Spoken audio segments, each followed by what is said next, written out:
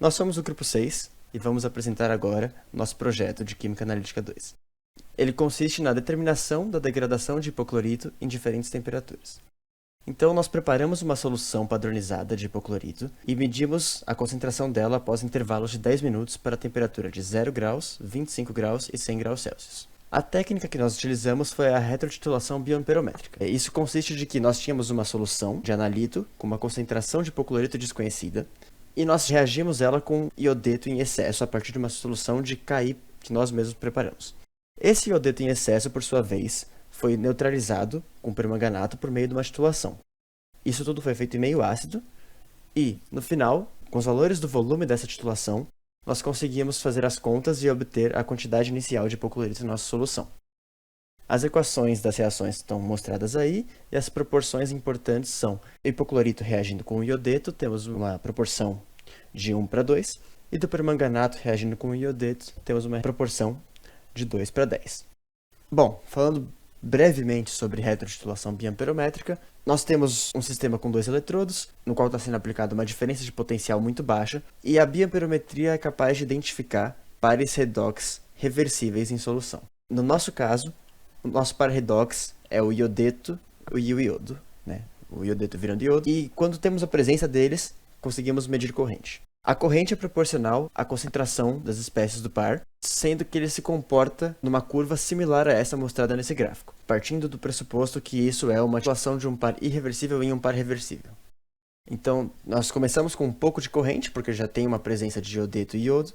À medida que adicionamos o permanganato à solução, formamos mais iodo, o que, até atingir o equilíbrio da reação, aumenta a corrente. A partir do momento que atinge o equilíbrio, começa a diminuir a corrente porque diminui a velocidade da reação, já que está sendo consumido o iodeto e formado mais iodo, até que você chega num excesso de iodo e nada de iodeto, e aí acaba a corrente na solução. Então, foi dado pra gente que a concentração de hipoclorito na amostra tinha aproximadamente metade da que tem na Cândida. A Cândida tem uma concentração de 2,5% de massa-volume, então a gente calculou a concentração para 1,25% massa-volume e deu aproximadamente 0,1679 mol por litro. Aí, baseado nessa concentração, a gente calculou as concentrações de iodeto de potássio e permanganato de potássio, pensando em utilizar uma alíquota de 25 ml do hipoclorito para fazer a retrotitulação. Aí, pelos cálculos, a gente precisava de uma concentração de iodeto de potássio de mais ou menos 0,06 mol por litro e do permanganato de potássio de 0,01 mol por litro.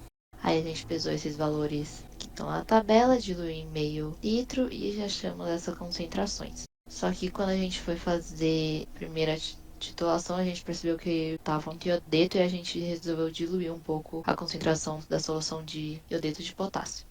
Aí a gente pegou 25 ml da solução que a gente já tinha preparado e diluiu em 100 ml, chegando nessa segunda concentração de 0,0157 mol por litro. Aqui, como o trabalho era observar a degradação em função da temperatura, a gente fez com valores arbitrários um gráfico com as curvas da degradação do hipoclorito em 0 graus Celsius, 25 graus Celsius e 100 graus Celsius. A gente mediu de 10 em 10 minutos, né? 10, 20 e 30 minutos nessas temperaturas. E usando concentração do slide anterior, né? 0,1679, a gente calculou que a gente esperava que seria a degradação nesses tempos, nessas determinadas temperaturas, usando esse gráfico. Tá, a gente viu tudo que a gente esperava que acontecesse, mas os resultados obtidos foram bem diferentes. O gráfico que a gente conseguiu tem um perfil bem diferente do esperado de uma bioamperometria do jeito que a gente planejava fazer. Ele não é um gráfico que tem aquele perfil de primeiro crescer para depois diminuir e eventualmente zerar e permanecer estável em zero, mas sim um gráfico que já começaria no seu máximo e só desceria, o que não seria um problema assumindo que a gente tivesse uma concentração maior de iodo já para começar do que de iodeto. Mas esse não é o único problema. A gente também tem o problema que a gente tem essa queda muito brusca que não chega num zero e se estabiliza num valor baixo. Isso é um problema, a gente teria ainda alguma corrente sendo medida que não é o esperado. E além disso, a gente tem a corrente sendo medida em microamperes, que é bem baixo. Isso é em função da concentração que a gente escolheu trabalhar, mas talvez isso pode eventualmente gerar outros problemas em questão de medições. Então a gente acabou tendo resultados que diferiam muito do esperado. E aqui, como a gente não conseguiu zerar essa corrente, a gente pegou o momento em que ela estabilizou. Chegou uma hora que ela estabilizou em perto de 3,3 microamperes, que foi em 8,5 ml de permanganato, né? E usando esses 8,5 ml de permanganato, a gente chega num valor gasto de mols de iodeto maior do que o valor total de iodeto na solução. Ou seja, muito provavelmente esse ml já é maior do que deveria ter sido gasto. A gente gastou menos ml que 8,5 e não consegue explicar por que ele estabilizou em 8,5. Muito provavelmente por uma falta de iodeto ou por alguma falha no próprio experimento que a gente cometeu. Aí as possíveis justificativas para explicar todos esses erros que aconteceram, essas diferenças entre o esperado e o real, a gente chegou em algumas explicações justificativas. A primeira sendo que a solução que a gente preparou não teria iodeto suficiente nela. E aí a gente não conseguiria ter esse excesso que é necessário para fazer a retrotitulação. A primeira razão que pode ter gerado essa falta de iodeto é que quando a gente foi preparar a solução com iodeto de potássio, ele estava úmido. Então, parte da massa pesada do iodeto de potássio era água. Então, assim, a gente tinha uma concentração já mais baixa do que esperado. Como a gente não padronizou as soluções, a gente não tinha como saber, a gente estava, a princípio, trabalhando com essa concentração esperada pelo que foi pesado.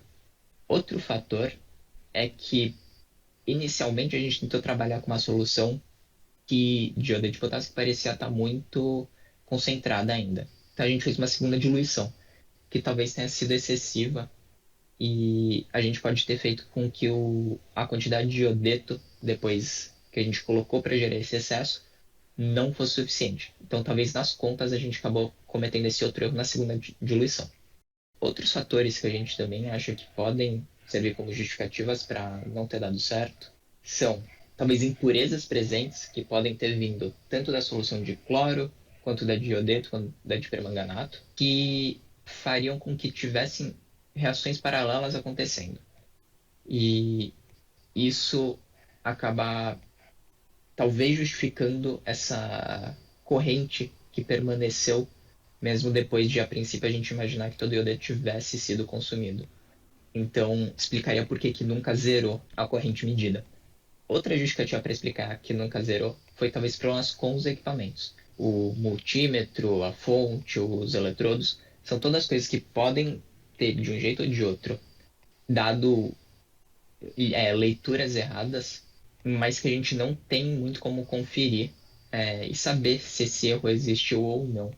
Apesar da gente ter tentado prevenir isso fazendo um teste prévio com os equipamentos, não tem como ter certeza que não teve outros problemas. E por fim, um outro possível problema é que era para fazer essa reação, como a gente mudou de última hora as reações que a gente ia fazer, a gente precisava garantir um meio muito ácido.